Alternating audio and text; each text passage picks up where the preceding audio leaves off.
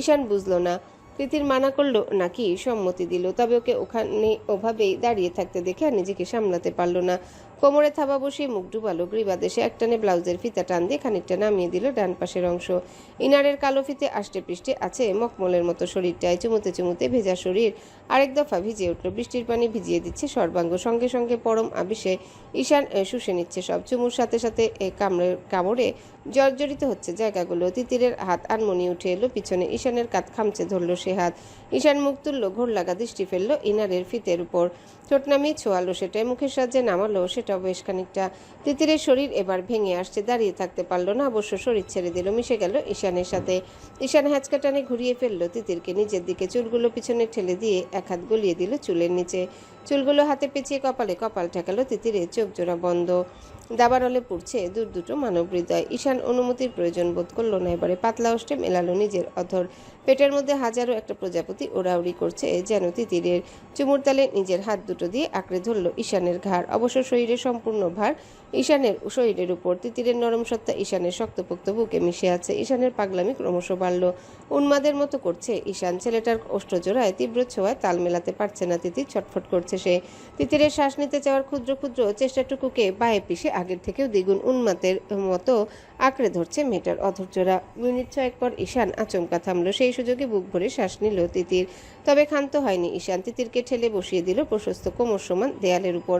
কোনো দিকে মন নেই যেন আর ছেলেটার। বাইরে উথাল পাথাল ঝড়ের থেকে বেসামাল হয়েছে ঈশান। বসানো মাত্র তিতিরের হাত দুটো আবারও তুলে দিল নিজের ঘাড়ের উপর। তিতিরের হাঁটুর উপর হাত রেখে দুই পা দুদিকে সরিয়ে এগিয়ে এলো একদম। ভেজা চুলগুলো আবার হাতে পেঁচিয়ে হাঁপাতে হাঁপাতে বলল, এটা সেই জায়গা না যেখানে তোকে আমি আমার ওই আদরটা করতে পারি, কিন্তু এই মুহূর্তে আমি সরতে পারছি না। একটু আদর করি, হ্যাঁ? লিমিট ক্রস করতে গেলে বাধা দিবি কেমন? তার আগে না। তিতিরকে উত্তর করার সময় দিল না ঈশান। আবারও দখল করে নিল পাতলা ওষ্ঠজোড়া। এবার শুরু থেকেই চূড়ান্ত অধ্যত্বের পরিচয় দিল ঈশান। বিন্দুমাত্র নমনীয়তা দেখালো না মেয়েটার নরম কোমল ঠোঁট জোড়ার উপর। গভীর থেকে গভীর আসতে সে শুষে নিচ্ছে সবটুকু অধৈর্যদা। একটু পরপর কামড়ে ধরছে ওষ্ঠজোড়া, টেনে নিচ্ছে নিজের অধৈর্যরার মাঝে। তিতিরের হাত খামচে ধরে আছে ঈশানের ঘাড়। ঈশানের এক হাত শক্ত করে তিতিরের চুল পেঁচিয়ে থাকলে অন্য হাতের বিচরণ সমস্ত অঙ্গ জুড়ে। বেহা স্পর্শে মুচড়ে উঠছে তিতিরের শরীর। ঘড়ির সেকেন্ড মিনিটের কাঁটা ক্রমাগত ঘুরছে। তবে প্রকৃতি বা ঈশান কারোরই নিজেদের বেসামাল ঝড় থামানোর কোনো লক্ষণ নেই। এ যাত্রায় হাঁসফাঁস করে তিতির। শ্বাস আটকে মরে যাবে বোধ হয় মেয়েটা। ঠোঁটজোড়া জ্বলে পড়ে যাচ্ছে। রক্তের নোনতা স্বাদ ক্রমাগত মুখের ভিতরে অনুভব করছে দুজনই। দুহাত এবারে নেমে আসে ঈশানের বুকের উপর। ঠেলে সরাতে চায় পাগল পুরুষটাকে। লাভের লাভ কিচ্ছুটি হয় না। উল্টো আরও ব্যথাতুর চাপ অনুভব করে নগ্ন উদর আর চুলের ভাঁজে। আরও মিনিট পাঁচেক সময় নিয়ে ওষ্ঠজোড়া থেকে মুখ তুলল ঈশান। তিতিরের ঠোঁটের গাঢ় লাল লিপস্টিক ছড়িয়ে ঠেকেছে দুগাল এপাশে থুতনি অবধি। দুজনেই শ্বাসকষ্টের রোগীর মতো হাঁপাচ্ছে। তিতিরের চোখের নোনা জল গড়িয়ে মিশে যাচ্ছে বৃষ্টির পানির সাথে। ঠোঁটের উপর কেউ মরিচ লাগিয়ে দিয়েছে এমন অনুভূতি হচ্ছে তার। কৃত্রিম লাল রং ভেদ করে ঠোঁটের দুপাশের কাঁটা থেকে রক্ত গড়িয়ে পড়তেই ঈশান নিজের ওষ্ঠাগত করলো সেই জায়গা। আবার পরম যত্নে শুষে নিল সবটুকু লহু। তিতির চোখ বুজে চোখের পানি আটকানোর পায়তারায় ব্যস্ত। ঈশান মুখ তুলে বৃদ্ধাঙ্গুলির সাহায্যে নিজের ওষ্ঠে লেগে থাকা তিতিরের অধৈর্যরা থেকে লেগে যাওয়া রক্তটুকু মুছে ফেলল। তিতির শ্বাস ফেলছে জোরে জোরে। তিরতির করে কাঁপতে থাকা মুখের দিকে তাকিয়ে নিজের ঠোঁট কামড়ে ধরল ঈশান। কণ্ঠদেশের দিকে নজর দিল। বাইরে অন্ধকারে ঘন ঘন বিদ্যুৎ চমকানোর আলোয় পানির কণাগুলো জলজল করছে। ঈশান এবারে মুখ ডুবালো কণ্ঠদেশে। তিতির ছটফট করলো। শিরদাঁড়ার বল তো হারিয়েছে সে কখনই। নেহাত ঈশান তাকে কোমর আঁকড়ে ধরে আছে বলে, না হলে তো কখনই জ্ঞান হারাতো। ঈশানের আদরে আদরে ক্ষতবিক্ষত হলো তিতির। পিঠ, ঘাড়, কাঁধ, ঠোঁট সব জ্বলে যাচ্ছে যেন। গোটা অঙ্গ জ্বলছে তার। ঈশান শাড়ির আঁচল নামিয়ে কণ্ঠদেশ থেকে আরেকটা মুখ নামাতেই অজান্তেই তিতিরের মুখ থেকে আবেদনময়ী শব্দ বেরিয়ে এলো। মৃদু চিৎকার এসে বাজলো ঈশানের কানে। ঈশান খেয়েই হারালো সেই শব্দে। বাড়ল তীব্রতা। বৃষ্টির শব্দের সাথে তিতিরের গোঙানির শব্দে পাগল প্রায় ঈশান। বেশ সময় নিয়ে ঈশান মুখ তুলল। তিতিরের নখ যে তার ঘাড়ে বসে গেছে, ঘাড়ের জরুনিতে তাই স্পষ্ট টের পাচ্ছে। তিতিরের বক্ষ জোড়ার ওঠানামা চোখে পড়ার মতো। ঈশান কপালে কপাল ছোঁয়ালো। থামানো উচিত নিজেদের, থামানো উচিত তো, কিন্তু পারছে না। সন্ধ্যা নেমে এসেছে, বৃষ্টির গতি কমে এসেছে, কিন্তু তার মনের ঝড় থামতে চাচ্ছে না কিছুতেই। তিতির, মরে যাচ্ছি তো।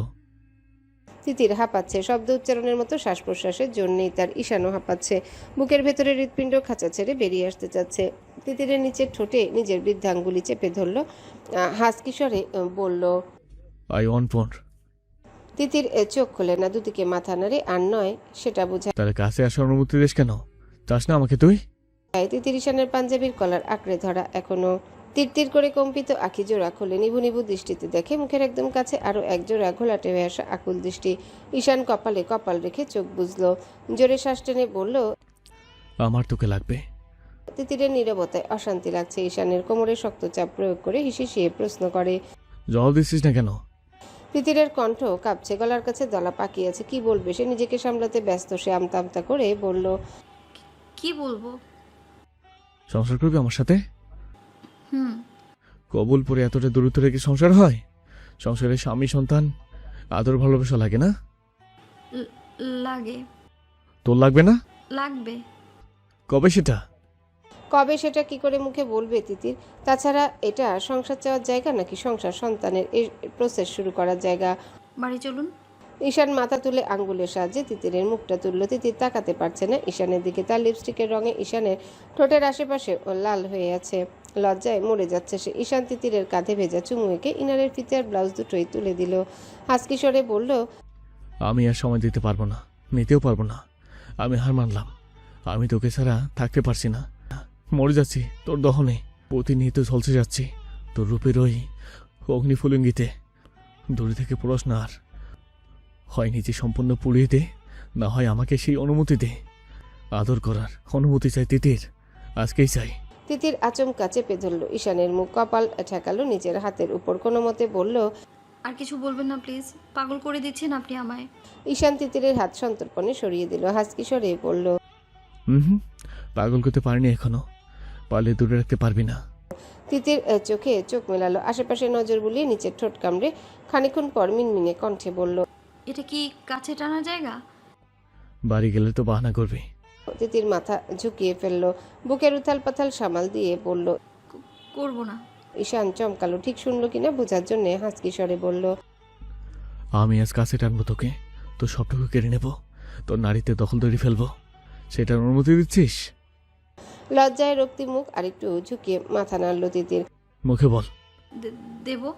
আজ রাতটা আমার কিন্তু তিতির, মনে থাকবে? হুম। তোর ঈদের সালামি বাকি রয়ে গেছে, সেটা উসুল করে দেব, কেমন? তিতির এবারে মুখ লুকালো ঈশানের বুকে, দু হাতে জাপটে ধরে মুখ তুলল না লজ্জায়। ঈশান মৃদু হাসলো, শ্বাস নিল জোরে জোরে। ঝড়ের গতি কমে এসেছে, সন্ধ্যা হয়ে আছে। সেই তখন থেকে পকেট ভাইব্রেট করছে সেলফোনটা। কোনো দিকে খেয়াল দিতে ইচ্ছে হলো না এখনো। তার বুকের বাঁ পাশের অস্থির অঙ্গটার উপর তাকে শান্ত করা নারীটা মাথা রেখেছে, যার মুখ পানে তাকালে সকল অস্থিরতা আর অশান্তির অবসান হয়, যার স্পর্শে নিজের শক্তপোক্ত খোলস ছেড়ে বেরিয়ে এসে অসভ্য হয় সে বারবার। ঈশানও জড়িয়ে ধরল তিতিরের কোমর, চুমু আঁকলো ভেজা শীতিতে। বৃষ্টির গতি কমে আসায় কানে বেজে আসছে পার্কের সাউন্ড বক্সে উচ্চস্বরে বাজতে থাকা একটা গানের লাইন। ঈশান তিতির দুজনারই একসাথে মনে হলো গানটা তাদের জন্য বাজানো হচ্ছে বুঝি। গানের শব্দগুলো আরো লজ্জা দিচ্ছে তিতিরকে। এবারে আষ্টে পৃষ্ঠে জড়িয়ে থাকা তিতিরকে নিজের বুকের উপর থেকে তুললো। লজ্জারুন মুখখানা নিজের খসখসে হাতের আজলাই নিয়ে কপালে কপাল ঠেকিয়ে হিসিয়ে গেয়ে উঠল। হাঁটতে পারবি নাকি কোলে নেব? কাঁপছিস কেন এত? ঠকঠক করে কাঁপছে তিতির। এতক্ষণ টের না পেলেও ভেজা শরীরে শীতল বাতাসের ঝাপটা এসে লাগতেই শিরশির করছে শরীর। বৃষ্টি থামেনি এখনো, পরিমাণটা কমেছে। এই যা ভেজা শরীরে এখানে আর কতক্ষণ অপেক্ষা করত? তাছাড়া আশেপাশে প্রচুর ঝোপঝাড়, সন্ধ্যা নেমে এসেছে। আর একটু অন্ধকার হলে পথ খুঁজে সঠিক রাস্তা পাওয়ার ঝামেলা হয়ে যাবে। তিতিরের হাঁটার গতির সাথে তাল মিলিয়ে নিজের গতি কমিয়েছে ঈশান। তিতিরের পায়ে তার ঈশানের নিজের জুতো পরিয়ে মেয়েটার হাই হিল নিজের হাতে নেওয়া ভিজেই আছে। অযথা দৌড়াদৌড়ি করে এগোনোর মানেই হয় না। তিতির ঈশানের কথায় মাথা নাড়ালো দুদিকে। তার চোখ বারবার যাচ্ছে ঈশানের নগ্ন পায়ের দিকে। যতবার দেখছে মানুষটা নিজে খালি পায়ে হেঁটে তার জুতো তিতিরকে পরিয়েছে, ততবার কেন যেন আলাদা একটা ভালো লাগে, কান্না পাচ্ছে তিতিরের। ঈশানের এত যত্নশীল রূপের সাথে ইদানিং পরিচিত হচ্ছে সে। যত পরিচিত হচ্ছে তত অবাক হয়ে যাচ্ছে। ঈশান জুতা বাম হাতে নিয়ে ডান হাতে তিতিরকে কাছে টেনে আনলো, বাহু জড়িয়ে ধরলো, নরম গলায় বলল। গাড়িতে তো ওয়ালা আছে, গিয়ে মাথা মুছে জোরে নিবি। ঠান্ডা আজ দুজনের লাগলো বলে। তাটা বলেই মেয়েটার কপালে হাত ছুঁয়ে দেখলো তিতিরে জ্বর এসেছে কিনা। বৃষ্টির পানিতে মেয়েটার জ্বর আসে সহজে, নিশ্চিত আজও আসবে। তিতিরও খেয়াল করেছে মাথা শরীর দুটোই ম্যাচম্যাচ করা শুরু করে দিয়েছে। ঈশানের বাহু বন্ধনে যতটা পারা যায় দ্রুতই হাঁটার চেষ্টা করছে। দুজনে মাগরিবের আজান দিয়েছে, মিনিট 10 হলো। সময় অনুযায়ী বেশ অন্ধকার রাতের মতো। এখন না গেলে খানিকের মধ্যে বৃষ্টি আবার জাঁকিয়ে নামবে। ঈশান তিতির গাড়ির কাছে পৌঁছাতে রেস্তোরাঁর ভিতর থেকে বেরিয়ে এলো সকলে। বৃষ্টির জন্য সেই তখন থেকে এখানেই অপেক্ষা করছিল। ওদের এভাবে ভিজে চুপসে যাওয়া অবস্থায় দেখে ছুটে গাড়ি থেকে তোয়ালে নিয়ে এলো নিশি। ঈশান নিজের মাথাটা মুছে এগিয়ে দিল তিতিরের দিকে। নিশি নুরি ওকে নিয়ে গেল রেস্টুরেন্টের ভিতরে। ওয়াশরুমে ভালো করে একটু মাথা মুছে শাড়ির পানি ঝরিয়ে নেবে না হয়। গুড়গুড় করে মেঘ ডাকছে, এখনো ঝিরিঝিরি বৃষ্টি হয়েই যাচ্ছে। সন্ধ্যার আকাশে কালো বাদে আর কোনো রঙের ছিটে ফোটা চোখে পড়ার মতো নয়। গ্রীষ্মের এই আবহাওয়াতেও শীতে কম্পন ধরছে শরীরে। ঈশান দুহাতে চুলগুলো ঝেড়ে চোখ তুলতে খেয়াল করলো উপস্থিত সকলেই তার দিকে কেমন একটা দৃষ্টিতে তাকিয়েছে। নয়ন খেয়াল করেছে, সবার আগে না চাইতেও খেয়াল করেছে তিতিরের কণ্ঠনালীর দাগগুলো। মেয়েটা নিদারুণ চেষ্টা করছিল মাথা ঝুঁকিয়ে রেখে চুলের আড়াল করে দাগগুলো ঢাকতে, কিন্তু দাগের পরিমাণ এত বেশি যে চোখে পড়েই গিয়েছে। একই অনাকাঙ্ক্ষিত কিছু দাগ ঈশানের গ্রীবা জুড়ে। সফেদ পাঞ্জাবির গায়ে সেখান থেকে বের হওয়া ছিটে ফোটা রক্ত লেগে আছে। নয়ন সরে গেল সেখান থেকে। ফোনে কথা বলবে এই ইশারা করে অন্যদিক গিয়ে দাঁড়ালো। ঈশানের বন্ধুরা যে এখন এসব নিয়ে মজা ঠাট্টা করবে তা টের পেল সে। এসবের মধ্যে থেকে অযথা নিজের যন্ত্রণা বাড়ানোর মানেই হয় না। তুই কি বউ নিয়ে জোবজার ঢুকেছিলি ইয়েটাই করতে? Don't take it negatively, I mean বৃষ্টি থেকে বাঁচতে। নিয়াজের কণ্ঠে মাথার চুল মোছা বাদ দিয়ে তাকালো ঈশান বড্ড বিরক্ত চোখে। খেয়াল করলো বাকিরাও একই প্রশ্নের উত্তর শুনতে বড্ড আগ্রহী হা করে তাকিয়ে আছে তার দিকে। ঈশান কিছু বলার আগেই বাঁকা গলায় নিয়াজ বলে উঠল, না মানে কেন বলছিলাম বলতো? তোর কাঁধে যে পরিমাণ নখের আঁচড় দেখছি, ভাবলাম জোবজার থেকে শিয়াল টেয়ার টেনে টেনে ধরছিল কিনা। এত আঁচড় টাচড় আর কিসের বল? মানুষের তো হওয়ার কথা না।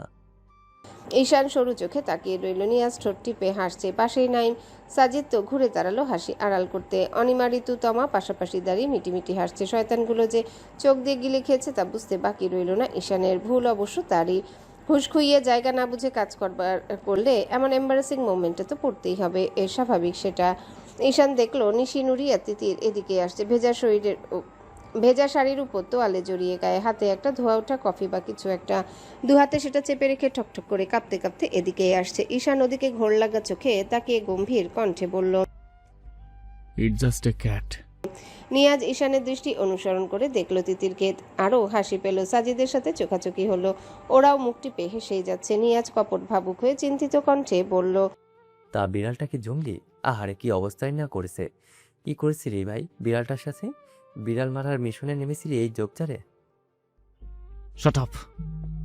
ঈশানের চাপা ধমকে উল্টো শব্দ করে হেসে ফেলল উপস্থিত সবাই। তিতিরা ততক্ষণে এসে দাঁড়িয়েছে। আর দেরি করার মানেই হয় না। এই আবহাওয়ার এক বিন্দু বিশ্বাস নেই, আবার যে কোনো মুহূর্তে ঝড় উঠে আসবে। ঝটপট গাড়িতে উঠে পড়ল সবাই। গাড়ি চলছে স্বাভাবিক গতিতে। বৃষ্টির কারণে গাড়ির গতি বাড়াতে পারছে না নয়ন। গাড়িতে ওঠা মাত্রই আবারও শুরু হয়েছে মুষলধারে বৃষ্টি। মাঝের সারিতে বসেছে ঈশান তিতির। এত মানুষ এক গাড়িতে একটু চাপাচাপি করেই বসতে হয়েছে। আসার সময় তিতির বসেছিল নিশি তমার মাঝখানে, তাই সেরকম আনইজি ফিল করেনি। তবে এখন ঈশান বসেছে তার পাশে। শরীর একদম আটকে আছে। গাড়ির ঝাঁকিতে স্পর্শ গভীর হচ্ছে বারবার। তিতির সরে বসতে চাচ্ছে যতবার ততবারই উল্টো কেমন কেমন করে যেন কাছে চলে আসছে ঈশানের। ঈশান বারবার দেখছে তিতিরের রক্তিম মুখটা, কপালে ভাঁজ ফেলে নাড়াচাড়া করছে বারবার। তিতিরের বায়ে তমা, সেও পাশে নুরির সাথে কি এক আলাপে মগ্ন। আচমকা শীত দ্বারা সোজা হয়ে গেল তিতিরের। পিছন দিয়ে শাড়ি ভেদ করে একটা খসখসে ঠান্ডা হাত স্পর্শ করেছে তার নগ্ন উদর। হতভম্ব তিতিরে ফট করে পাশে পিছনে তাকিয়ে খেয়াল করলো কেউ দেখছে না, এদিকে কেউ দেখছে না। এত চাপাচাপি করে বসা যে কেউ লক্ষ্যই করবে না। তাছাড়া গল্প গুছবে তাল দেয়নি এদিকে কেউ মূলত। তিতির ভয়ার্ত চোখে ঈশানের দিকে তাকাতেই আরেক দফা শ্বাস আটকে এলো। ঈশান ঘোলা চোখে তাকানো তার দিকেই। তিতির হাঁসফাঁস করে ঈশানের এই দৃষ্টিতে। এই দৃষ্টির মানে সে জানে। ঈশানের চাওয়া পাওয়া বোঝে সে আজকাল। ঈশানের হাত বিচরণ করলে তার তুলে উদরে আঙ্গুলের কারুকাজ করছে, যেন ক্ষণে ক্ষণে চাপ প্রয়োগ করছে সেখানটায়। তিতিরের শ্বাস নিতে কষ্ট হচ্ছে। বুকের বাঁ পাশে তীব্র উত্তেজনায় মাথা ভন ভন করছে। নিচের ঠোঁট কামড়ে ধরল নিজের। শাড়ির আঁচল আরেকটু নামিয়ে ঢেকে রাখলো শরীর। টের পেল ঈশান, তাকে টেনে নিল খানিকটা নিজের দিকে। তমা টের পায়নি, সে একটু দূরে। সে ভিজে যায়নি, তাই বসার সময় থেকে তিতির একটু এদিকে সরেই বসেছিল তার ভেজা শরীর নিয়ে। ঈশানের বেহায়া কারবারে হতাশ চোখে তাকালো তিতির। তিতিরের চোখের দৃষ্টিতে কথা বলার উত্তর ঈশান পেটের উপর আলতো করে হাত বুলিয়ে দিল। তিতির নিজের হাত নিয়ে চেপে ধরল ঈশানের হাত। ফিসফিস করে বলল, কি হচ্ছে এটা? কি হাত সরান, কেউ দেখে ফেলবে। আমাকে এত বোকা লাগে তোমার? প্লিজ। হুম। ঈশানের একরোখা উত্তর। তিতির বাধ্য হয়ে ঘেঁষে আসে ঈশানের আরেকটু কাছে। ঈশানের খসখসে হাতের কাজ থামার নামই নেই। তিতিরকে পাগল করতে ক্রমাগত হাত বুলিয়ে যাচ্ছে। তিতির এলোমেলো দৃষ্টি সরিয়ে রাখছে অন্যদিকে, সবাইকে খেয়াল রাখছে। ফ্লাইট থেকে যখন রাহাত নামলো তখন রাত্রি 8:30। এখন তিতিরের সাথে দেখা করতে যাবে কিনা এটা নিয়ে দোটানায় ভুগছে রাহাত। ঈদের একটা দিন, নিশ্চয়ই আত্মীয় স্বজনে বাড়ি পরিপূর্ণ, আনন্দ মজায় মেতে আছে নিশ্চিত। এখন থেকে যেতে তার আরও ঘন্টাখানেক লাগবে, তখন আরও রাত হবে। সব ভেবে আজকে তিতিরের সাথে দেখা করার পরিকল্পনাটা সাইডে রেখে ক্যাব বুক করলো হোটেলের দিকে যেতে। তাদের সিঙ্গাপুরে যাওয়ার ফ্লাইট পেছানো হয়েছে 1 সপ্তাহ। তার মায়ের জোরাজুরিতে অসুস্থ মাকে জোর করে বোঝাতেও পারছে না তিতিরের বিষয়টা। ঈশান তখন থেকে তার দিকে তাকিয়ে আছে, তাই স্পষ্ট টের পাচ্ছে সে। তিতির বিরক্ত হয়। বেহায়ার মতো কাজ কারবার, এতগুলো মানুষ গাড়িতে ওভাবে তাকিয়ে থাকার মানে হয়। এরই মধ্যে পিছন থেকে নিয়াজদের চাপা হাসির শব্দ কানে আসলো তিতিরের। তার মনে হলো তাদের নিয়ে কথা হচ্ছে। ঈশানের দিকে আর চোখে তাকিয়ে চাপা কণ্ঠে বলল, এভাবে তাকিয়ে থাকবেন না তো, সবাই এমনিতেই হাসাহাসি করছে আমাদের নিয়ে। ঈশান নির্বিকার গলায় বলল, কি আশ্চর্য, ওরা হাসাহাসি করছে বলে আমি একদিকেও তাকাতে পারবো না? তিতির দাঁতে দাঁত চেপে ঈশানের দিকে তাকিয়ে নিজের কণ্ঠদেশ ইশারা করে বলল, দেখুন কি করেছেন, দাগ হয়ে আছে জায়গাটায়। কি দিয়ে ঢাকবো, সবাই দেখে মজা নিচ্ছে। ঈশান তাকালো তিতিরের বিউটি বোন কাত কণ্ঠদেশের উপর, পার্পেল দাগগুলোর উপর তার করা আদরে চিহ্ন। এসবগুলো কালশিটে পড়ে গেছে একটু পরপরই। তিতিরের মুখের দিকে তাকিয়ে ঠোঁট টিপে হাসলো। নিজের ঘাড়ে তিতিরের নখের আঁচড়গুলো দেখিয়ে বাঁকা কণ্ঠে বলল, নিয়াজ যে আমাকে জিজ্ঞাসা করলো ঝোপঝাড়ে শিয়াল খামচেয়েছে কিনা, কই আমি তো লজ্জা পেলাম না। তিতির লজ্জায় মুখ ফিরিয়ে নিল। সবাই টের পেয়েছে তা কি সে জানে না। নিশি নুরি তো তখন মুখের উপর সোজাসাপটা জিজ্ঞাসা করে ফেলেছিল। কি লজ্জাই না পড়ে গেছে। বাড়িতে হলে এই এক কথা, এরকম বাইরে অসভ্যতামি করলে মানুষ লজ্জা তো দেবেই। আপনি যে অসভ্য।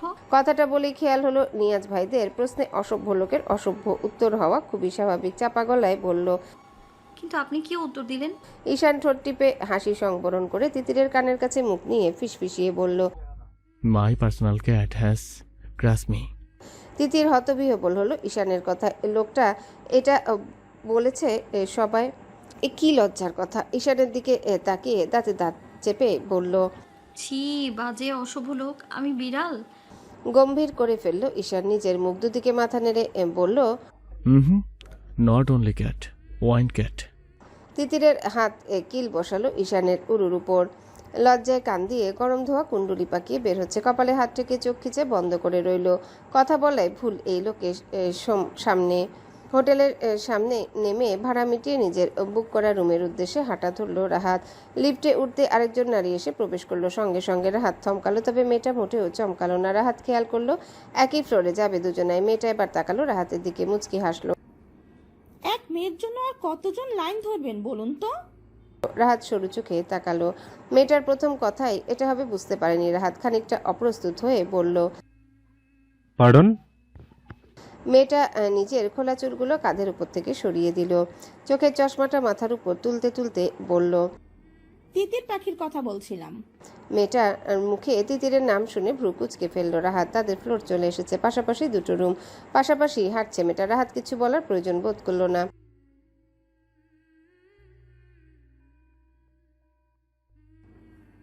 বাচ্চা একটা মেয়ে, অবশ্য 20 বছর মোটেই কম না।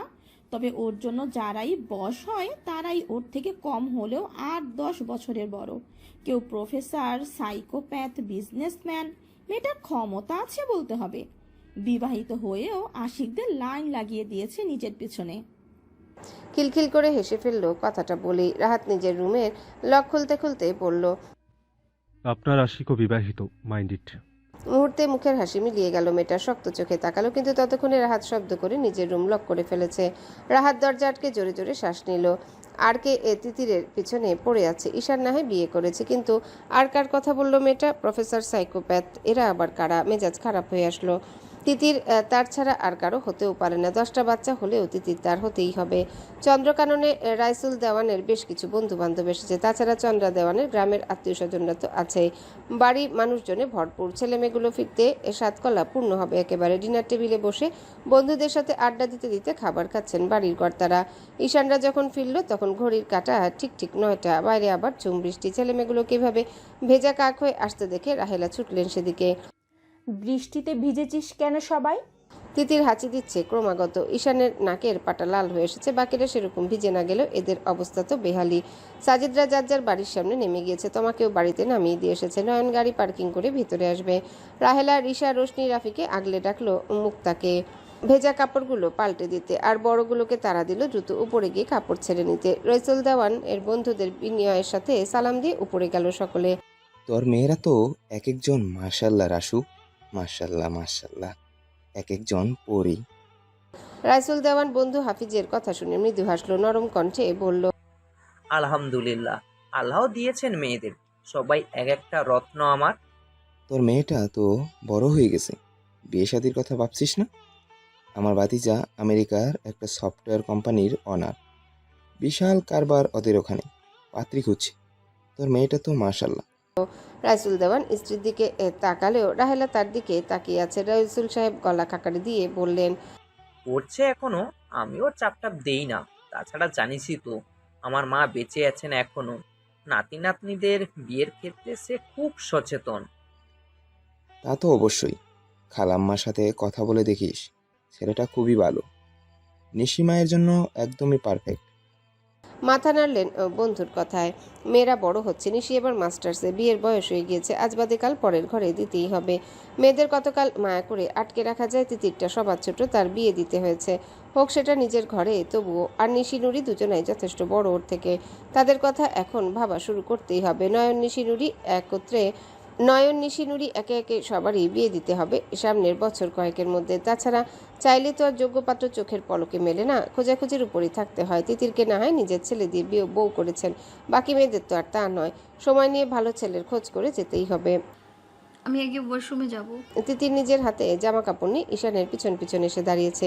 ঈশান সবে বাথরুমে ঢুকতে যাচ্ছিল, তিতিরের কণ্ঠে থমকে দাঁড়ালো, লাইট দিতে দিতে বলল, সাথে আয়। তিতির দু কদম ছিটকে পিছিয়ে গেল, চোখ মুখ ইতস্তত ভাব এসে গেছে, মিনমিন করে বলল, আপনিই যান আগে। তিতিরের কণ্ঠে ঈশান এবার ঘুরে দাঁড়ালো। মেয়েটার শরীরে শাড়ি আষ্টে পৃষ্ঠে পেঁচিয়ে দাঁড়িয়ে আছে, ভেজা শাড়ি মেয়েদের দেহের সাথে চিপকে আছে। ঈশান দু কদমে গিয়ে সামান্য ঝুঁকে বলল, কি যেন কথা ছিল তখন? তিতিরের মুখ চুপসে এলো। তখন ঝোঁকের বসে বলে তো দিয়েছিল, কথাটা মনেই ছিল না ঈশানের। কথা মনে পড়তে হাড় হিম হয়ে আসলো, লজ্জায় আড়ষ্ট হলো, মাথা নুইয়ে বলল, ঠান্ডা লেগে যাবে, আপনি আগে যান, আমার সময় লাগবে। ঈশান ঠোঁট টিপে হাসলো, গম্ভীর কণ্ঠে বলল, আমার সাথে শাওন নিলে সমস্যা কি? তিতিরের পায়ের তলা শিরশির করে ওঠে। একসাথে শাওয়ার নেবে মানেটা কি? লজ্জা শরম নেই নাকি? ঘটা করে সে এখন বলবে, ঈশান ভাই আমি আপনার সাথে শাওয়ার নিব?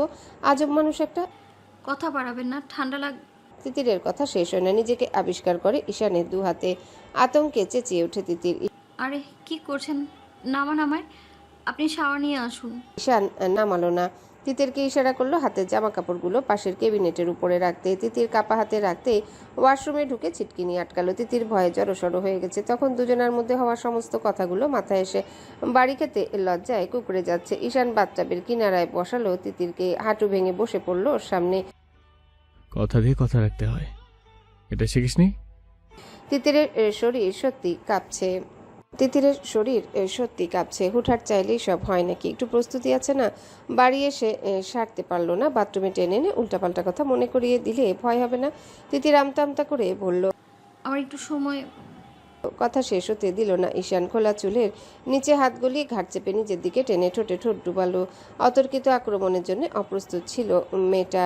দুহাত গিয়ে ঠেকলো ঈশানের বুকে, খামচে ধরল ভেজা পাঞ্জাবির কলার। ঈশানের চুমুর তীব্রতা ভয়াবহ। বিকেলে ঈশানের আদরে আদরে ওষ্ঠের ক্ষতগুলোর উপর আবার এখন এমন অত্যাচারে ব্যথায় চোখে পানি চলে এলো তিতিরের।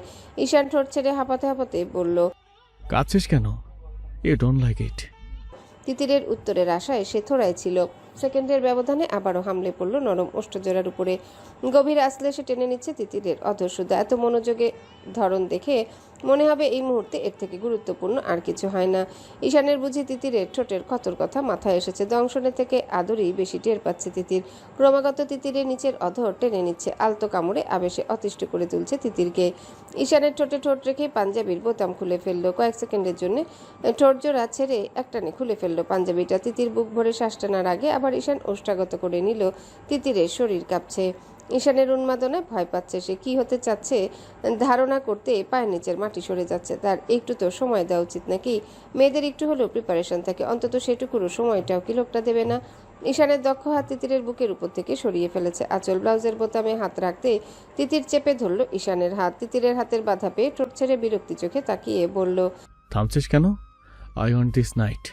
তিতির হা করে শ্বাস নিল। ঈশান শক্ত চাপে ধরে আছে তার ঘাড়ের দিকটা, কামুক চোখে তাকিয়ে তার দিকে আবার হিসিয়ে বলল, don't say you don't want it. তিতিরের বুকের ওঠানামায় মাতাল মাতাল লাগছে। ঈশানের সুডল বক্ষ জোড়ার ভাঁজে মুখ ডুবাতে মরিয়া সে। আবার ব্লাউজের বোতামে অবধি হাত যেতে তিতিরের বাধা পেল। ঈশান থমকে তাকালো তিতিরের দিকে, গম্ভীর কণ্ঠে বলল, চাস কি তুই আমাকে? Just yes or no. Titir হতাশ চোখে তাকায়। এসব মুখে জিজ্ঞাসা করার জিনিস, সবে বাইরে থেকে এলো, তার কিছু তো প্রিপারেশন আছে। তিতির কোনো মতে বলল, আমি আমি কি কন্টিনিউ করব, হ্যাঁ নাকি না? একটু সময়। ঈশান আচমকা ছেড়ে দিল তিতিরকে, উঠে এলো বসা থেকে, ভেজা পাঞ্জাবিটা তুলে রেখে যেতে যেতে বলল, দ্রুত বের হোস, আমি সর নেব। তিতিরকে হতভম্ব করে দিয়ে ঈশান বেরিয়ে গেল বাথরুম থেকে। তিতির থ মেরে গেল। ঈশান রাগ করেছে বুঝতে সময় লাগলো না তার। তিতির নিজের দিকে তাকালো, আঙ্গুল ছোয়ালো নিজের ঠোঁটে। ঈশান রাগ করেছে মনে হতে বুকটা দুমড়ে মুচড়ে গেল। ঈশানের কাছে নিজেকে সমর্পণ করবে কথা তো দিয়েছিল, লোকটার আরেকটু ধৈর্য হলো না? রাইসুল দেওয়ানরা সকলে এসে বসেছে চন্দ্রা দেওয়ানের কামরায়। ঈদের একটা দিন, আত্মীয় স্বজন আপ্যায়ন করতে করতে নিজেদের মধ্যে বসে দুদণ্ড কথা বলাই হলো না। তাছাড়া রাইসুল দেওয়ানের ব্যক্তিগতভাবেও কিছু বলার আছে মাকে। বৃদ্ধা পান চিবোচ্ছে, মুক্তা শাশুড়ির পায়ে গরম তেল মালিশ করে দিচ্ছেন। রাহেলা রিক্তা দুজনেই বিছানার এক পাশে বসা। চন্দ্রা দেওয়ানের ননদ জায়রা সারা সন্ধ্যা এখানেই ছিল। সব বৃদ্ধারা একসাথে গল্প গুজবে মেতেছিল। তারা শুতে চলে যেতে ছেলের বউরা সবাই এসেছে। রাইসুল সাহেব মায়ের দিকে তাকিয়ে বললেন, মা, তোমার সাথে কিছু কথা ছিল জরুরি। মাথা নাড়লেন বৃদ্ধা, ছেলের দিকে ইশারা করলেন কি বলবে সেটা বলার। ঈশান আর তিতিরের বিয়ের বিষয়টা নিয়ে ঘনিষ্ঠ কয়েকজনকে নিয়ে ছোটখাটোভাবে বিয়েটা সারা হয়েছে, হাতে গোনা কয়েকজন জানে। তবে এরকম একটা বিষয় কি অত চাপিয়ে রাখা যায়? কানাঘুষা হয় এলাকায় আমাদের ছেলে মেয়ে, তাই কেউ সামনাসামনি বলে সাহস করে না। রাশেদ দেওয়ান, রাহিয়ান দেওয়ান তারাও ভাইয়ের পাশে বসা। তারা জানে বড় ভাই কি নিয়ে কথাটা বলতে চান। ঈশান তিতিরের বিয়ের কথা কাউকে না জানালেও মানুষ এ নিয়ে কথা বলছে। ওদের যে বিয়ে হয়েছে এটা শুরুর মতো আর গোপনে নেই। এলাকার মধ্যে সব বাতাসের আগে আগে ঘোরে। নেহাত তাদের পরিবারকে এলাকার সবাই সমীহ করে, তাই সেভাবে বলছে না কেউই। বৃদ্ধা ছেলের দিকে তাকিয়ে বললেন, বুঝলাম না, ভালো করে বুঝিয়ে বলো। আমি চাচ্ছিলাম ওদের বিয়েটা ঘটা করে দিয়ে সবাইকে জানাতে। আত্মীয় স্বজন, তিতিরের বাবার বাড়ির লোকজন সবাই যখন আরো পরে জানবে, বিষয়টা খারাপ দেখায় না? ওর বড় চাচা জানেন, বাকিরা তাদেরও জানানো দরকার। বাড়ির ছেলে মেয়ের বিয়ে দিয়েছি, এটা লুকিয়ে রেখেছি জানলে এলাকাতেও নানাজন নানা কথা বলবে। এরই মধ্যে অনেকেই আন্দাজ করছে আর কি। সবাই জল ঘোলা করার আগে আমরাই অনুষ্ঠান করে ফেললে আর কথা বাড়বে না। চন্দ্রা দেওয়ান চুপচাপ শুনলেন ছেলের কথা। ঘরময় নীরব, সবাই চুপ করে আছেন। বৃদ্ধা খানিক সময় নিয়ে বলল, আমার তো সমস্যা নেই, কিন্তু তোমার ছেলে তো রাজি হচ্ছে না সবাইকে জানাতে। না জানাতে চাওয়ার কারণটাও বলছে না। বিয়ের প্রায় 1.5-2 মাস হতে চললো, এখন জানিয়ে বিয়ের আয়োজনটা করলে সত্যি ঝামেলা মুক্ত হওয়া যায়।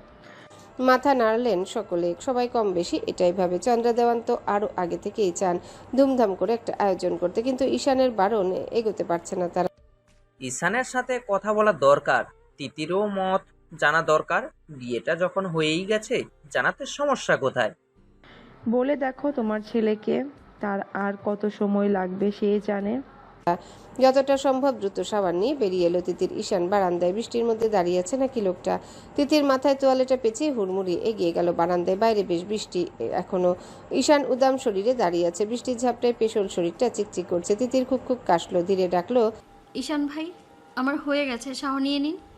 মেজাজ খারাপ হলো ঈশানের, বিরক্তিতে চোখ বুজে ফেললো। মুডের 12টা বাজাতে এই মেয়ে সেরা। আবার ভাই, আজীবন এমন থাকলে ভোগাবে তাকে খুব। নড়াচড়া না পেয়ে তিতির আবারও ডাকলো, ঈশান ভাই। ঈশান ঘুরে চলে আসে রুমে। তিতির সাথে সাথেই আসলো ভিতরে। ব্যালকনির থাই গ্লাস আটকে ঘুরতেই ধাক্কা খেলো ঈশানের পিঠের সাথে। ঈশান তোয়ালে নিতে দাঁড়িয়েছিল। ঈশান একটাবারও ফিরে তাকালো না। বাথরুমের দিকে যাবে তখন টান পড়লো হাতে। তিতিরের ছোট্ট হাতটা আঁকড়ে ধরেছে তার হাতের কবজি। পাশ কাটিয়ে সামনে এলো, লজ্জা মিশ্রিত কণ্ঠে বলল, আপনি কি আমার উপর রেগে আছেন? ঈশান জবাব দিল না। মাথা এমনিতেই গরম। বাথরুমের দিকে পা ফেলতে আবারও পথ আটকালো তিতির। আমার কথাটা শুনুন একবার। শাওয়ার নিতে দিবে না? ঠান্ডা জলে মারতে চাস? দাঁতে জিভ কেটে দুদিকে মাথা নাড়ল তিতির। ব্যস্ত কণ্ঠে বলল, তা কখন বললাম রেগে আছেন আপনি আমার উপর? আমি তখন একটু সময় চেয়েছিলাম আর আপনি অধৈর্যের মতো। ঈশান ব্যঙ্গাত্মক হাসল এই যাত্রায়।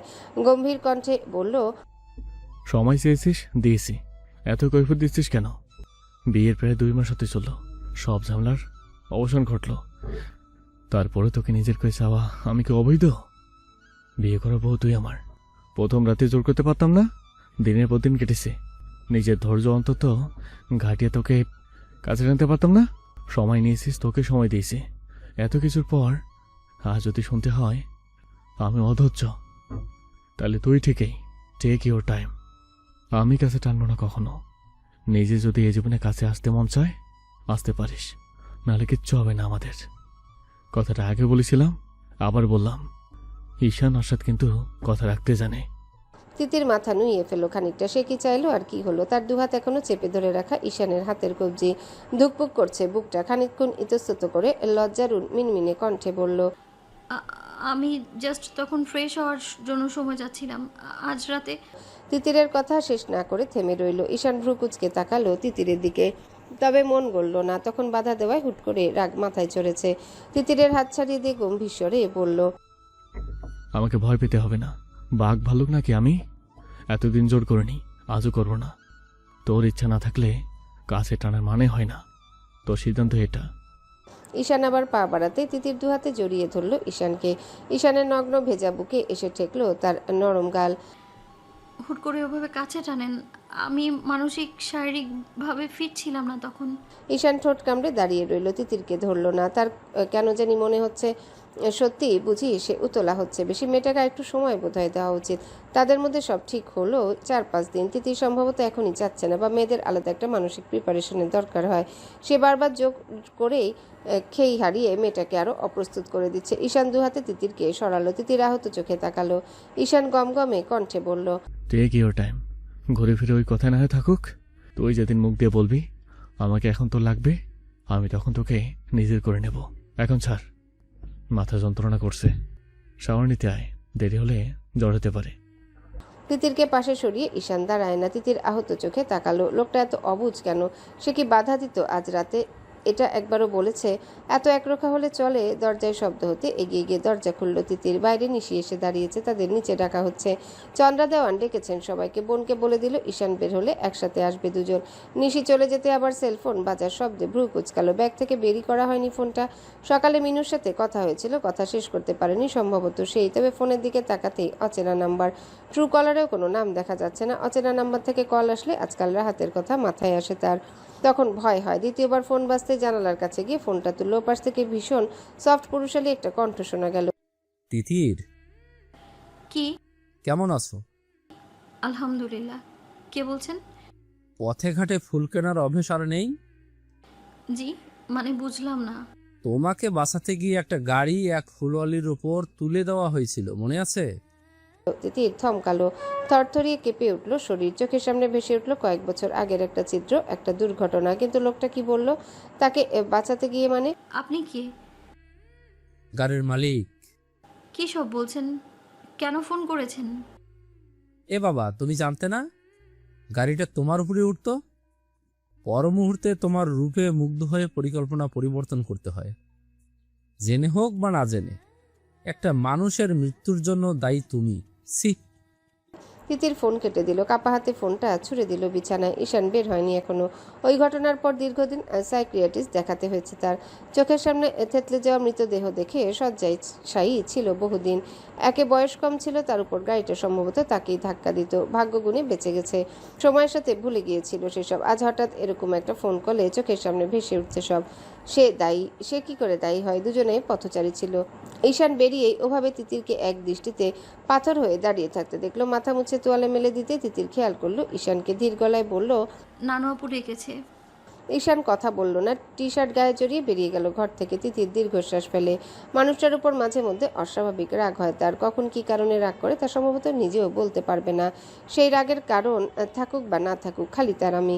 নয়ন কোথায় মেজো বউ? ওকেও আসতে বলো। রিক্তা ছেলেকে ডাকতে যাবে তার আগে নয়ন আর নুরি দুজনাই আসলো। ঈশান তিতির সবাই এসে বসেছে। রিশা রোশনিরা ঘুমিয়ে পড়েছে। আজকে সারাদিনের ঘোরাঘুরিতে বড্ড ক্লান্ত সকলে। বৃষ্টির পানি মাথার পড়ার দরুন সবারই মাথা টনটন করছে বলা যায়। বড় দাদু ভাই বৃষ্টিতে ভিজে তো ঈদের দিন অসুখে পড়ব বলে মনে হচ্ছে সকলে। ঈশান মৃদু হাসলো। দিদার পাশে বসেছে, চন্দ্রা দেওয়ানের হাতে ধরে বসে আছে। কি বলবে বলে রেখেছো? বৃদ্ধা কোনো ধরনের ভনিতা ছাড়াই বললেন। আর কত সময় লাগবে তোমাদের? দিদার কথা ধরতে না পারার কারণ নেই।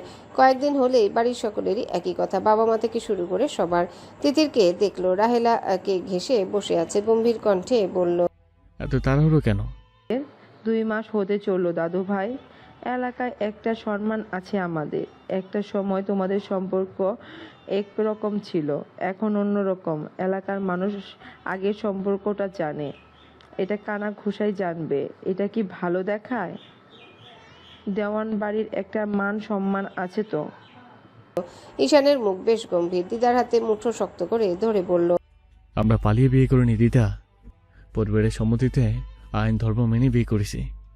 তোমরা দিয়েছ, এলাকার মানুষ জানলো বা না জানলো, কে কি বললো তা দিয়ে কি আসে যায় বলো তো? তা হয় না দাদু ভাই, বিয়ে একটা সামাজিক রীতিও।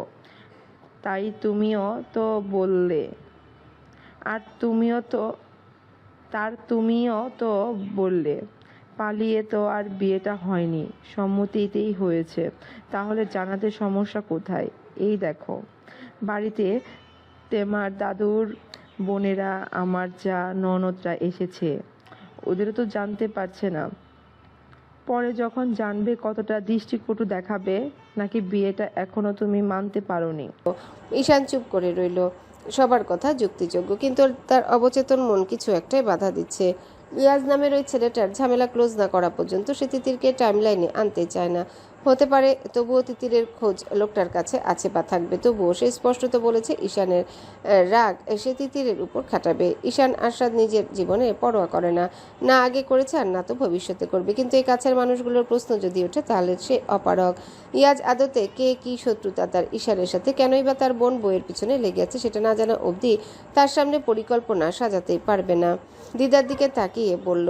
এলাকার পরিস্থিতি ভালো নাই দিদা, দুটো খুন হয়ে গেল, 2 জমির একই রকম মার্ডার হলো। পুলিশ এখনো কিচ্ছু খোঁজ বের করতে পারেনি। কাল পরশু থেকে এলাকায় রেড অ্যালার্ট জারি করে দেওয়া হবে। পুরো দমে তদন্ত চলবে। সাজিদের ব্যস্ততা তো জানোই, আর আমাদের পরিবার এই এলাকার মাথা। এই ঝামেলাগুলো শেষ অবধি সমাধান না করেই বিয়ের আয়োজন শুরু করা অযুক্তিযুক্ত কি?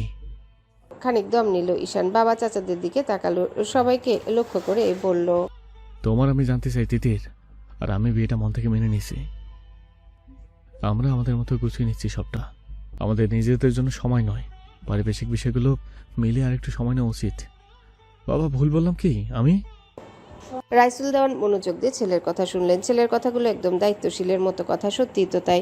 তার মাথায় এমন একটা বিষয় এলো কি করে? তার এলাকার বিশেষ গণ্যমান্য লোকজন, পুরো এলাকা তাদের কথা মেনে চলে। এর মধ্যে এত বড় দুটো ঝামেলা ঘটে গেল। সুবর্ণা তাদের নিজেদের মেয়ের মতো ছেলের কথায় মাথা নেড়ে সায় দিলেন। তোমরা দুইজনকে মেনে নিয়েছো, এটা শুনে আমরা খুশি, খুবই খুশি। আর তোমার বাকি কথাও সঠিক। বেশ, তাই হোক। আর কটা দিন আমরা সানন্দে অপেক্ষা করতে পারবো। কালপিট ধরা পড়ুক, শাস্তি পাক, তারপর সব হবে। চন্দ্রা দেওয়ান হাসলেন, নাথির মাথায় হাত বোলালেন, তিতিরের দিকে তাকালেন একবার। তিতির স্বাভাবিকভাবে নিশিতের পাশে বসা ঈশানকে নরম গলায় বললেন।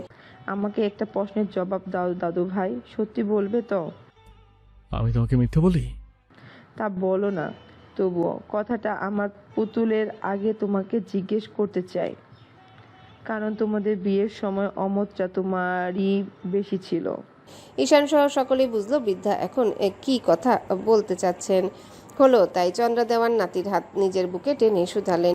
আমি কি তোমাদের বিয়ে দিয়ে ভুল করেছিলাম? ঈশান তাকালো তিতিরের দিকে। তিতির এক নজর ঈশানের দিকে তাকিয়ে চোখ সরিয়ে নিল। ঘরভর্তি বড়রা সকালে লাজুক মুখ নামিয়ে নিল। ঈশান দুদিকে মাথা নাড়ল। একদম না, কোনো ভুল করিনি।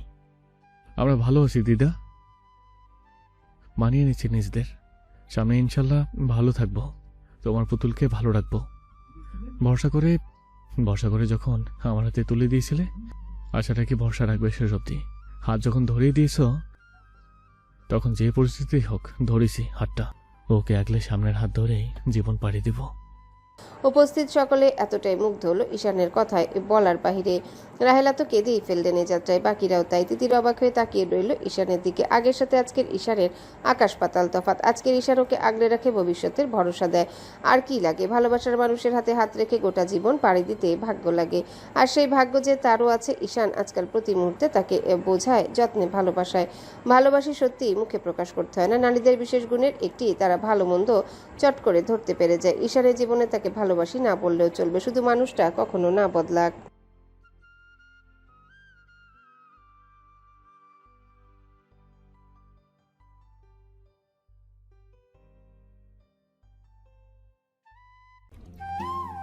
হ্যালো বন্ধুরা, পরবর্তী পার্ট খুব তাড়াতাড়ি আসবে, তো সবাই অপেক্ষায় থাকো। আর চ্যানেলটি যারা এখনো সাবস্ক্রাইব করোনি, তারা পরবর্তী পার্ট দেখার জন্য চ্যানেলটি সাবস্ক্রাইব করে রেখো। ধন্যবাদ সবাইকে, আমাদের সাথেই থেকো।